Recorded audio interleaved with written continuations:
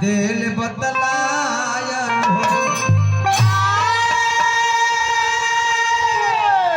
36 घंटा लड़की जीने वाली का नाम रहे नेहा। 36 घंटा एगो डिब्बा में 36 घंटा अकेले बाप मतारी के त्याग करके अकेली जीती के नाम रहे नेहा। कोई सो गीत करेंगे कि सापना विमुखर भइले बाबा महतरिया हर राम बाबा महतरिया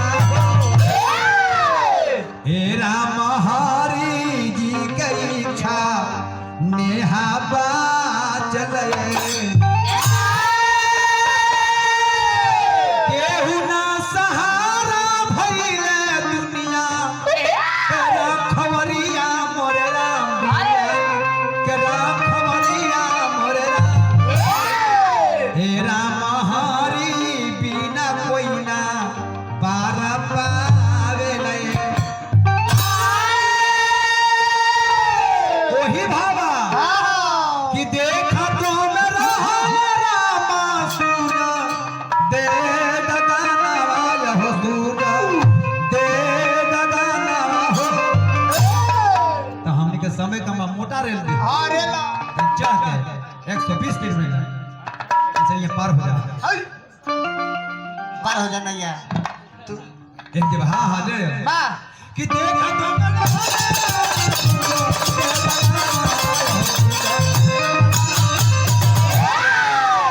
आओ कम में आ जा हाँ देखो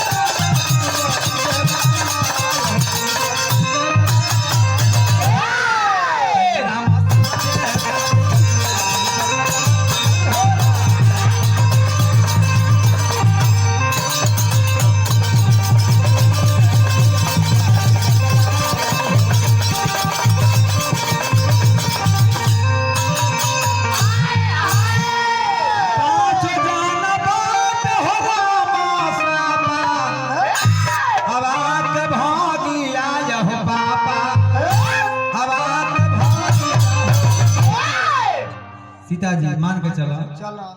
ये लोग के श्राप दो गाड़ा बहेंगा ताकि के 8 गो पूरी ठुसे वाला गाड़ा बहेंगा ताकि को छोड़े बाकी ई आल बा एगो मुड़ी कर ले बड़ एगो ई हवा ये हवे ई के है जानता नहीं के ई के ह रेखा ई है गौ माता रेखवा के पहले एकरा ऐसा श्राप दो एकरे नाम है केहुली केहुली नाम एकर मतलब रे चुप चुप केहुली त हम ले अरे बैठ बैठ नाम लेवला कहली तू नाम सुधरवा ले नाम लेवे नाम सुधरवा लेना बहुत लेकिन खराब दुनिया में हो गया ओकरा से बढ़िया पेलवी रखवा ले अरे पल्लवी ओकरा छोड़ के बेजू वाला का ले सका नाम बढ़िया नाम है तुम्ही का गौ माता के श्राप रिजा देवे चा 3 मांगबो प्रेम दुलार से सब कुछ कल्याण होई नाम धर्माता है 56,000 के बिकैबू 1 लाख के बिकैबू 50 में बिकैबू पहले के प्रमाण है मालिक गौ माता अगर पगहा छकावल जाओ तब 20 टा आहार ना करस लेकिन आज के प्रमाण बात होता है दिखते है 5 लाख के गाय ली चाहे 50,000 के गाय ली चाहे 10 लाख के गाय ली पगहा छकाई 20 टा आहार करी कजली रुपया कर ले बड़ी कजली ऐसा ई बाप हो बाप बाप हो कितना बढ़िया पीपर देवता है बड़ी बिलार ऐसा के 56 को देवता इनका निवास करते हैं लेकिन देव पाता हिलते रहेगा सही बात रिजा तोहरा श्राप देता नहीं बिना हवा के थोचना डोलते अभी लोग है बाबा के भी शराब दे दा बाबा के भी शराब दे दा तारा को नहीं कहता अच्छा बाबा के दे दा ओने हो ओने बाबा के शराब ना दे है वो कहा लेकिन लंबाई को छोड़ा है बाबा सोहराई पढ़ा लिखल है कि सब लिखत पढ़ल बिना बराबर है दिला लंबाई को छोड़ाई अगर बराबर है तो पिता की पैसा नहीं लेंगे बाबा जी खड़ा हुआ तो वो थी अंगानी बाड़ी में पढ़े अंगानी बाड़ी लंबाई को चौड़ाई बाबा सोहराई लंबाई को चौड़ाई बराबर रहती आई है कानवा धर के पड़का लंबाई भले कर सकला है लेकिन चौड़ाई में तो ना चलिए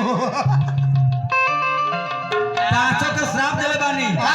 सवाल खड़ा कर देनी मानी पांचों के श्राप मारा सीधा देले बानी लेकिन लागू कब से भइल बा